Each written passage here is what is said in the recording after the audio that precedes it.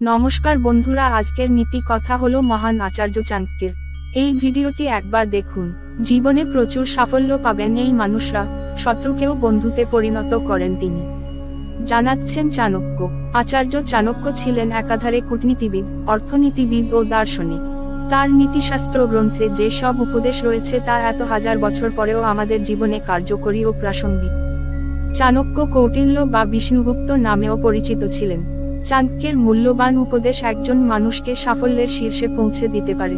চাণক্যের উপদেশাবলী। চাণক্য জানিয়েছেন যে একজন মানুষের নিজের দোষগুণই তার সবচেয়ে বড় শত্রু ও সবচেয়ে বড় বন্ধু।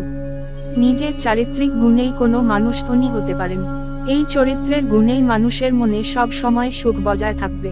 ষড়রিপু। চাণক্যের মতো অনুসারে নিজের চরিত্রের গুণেই একজন মানুষ জীবনের সকল সুখ অর্জন করতে পারেন। শাস্ত্র অনুসারে মানুষের জীবনের যে ষড়রিপু বা 6 শত্রুর কথা বলা আছে, তার মধ্যে অন্যতম হলো রাগ বা ক্রোধ। ক্রোধ আমাদের বড় শত্রু। যার মনে রাগ নেই, তিনি সব সময় খুশি থাকতে পারেন। রাগ শূন্য ব্যক্তি সবাইকে খুশি রাখতে পারেন। শুধুমাত্র নিজের শান্ত চরিত্রের সাহায্যে তারা সারা দুনিয়া জয় করতে পারেন। রাগের কারণ। চাণক্য বলেছেন যে কোনো ব্যক্তি জীবনে উন্নতি করতে চাইলে তাকে কখনো রাগ করা চলবে না।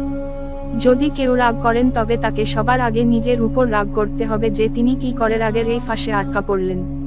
রাগের বশে ভুল সিদ্ধান্ত। চাণক্য জানিয়েছেন যে রাগ আমাদের বুদ্ধি বিবেচনাবোধ লুপ্ত করে দেয়। তার ফলে বেশিরভাগ সময় আমরা ভুল সিদ্ধান্ত নিয়ে ফেলি।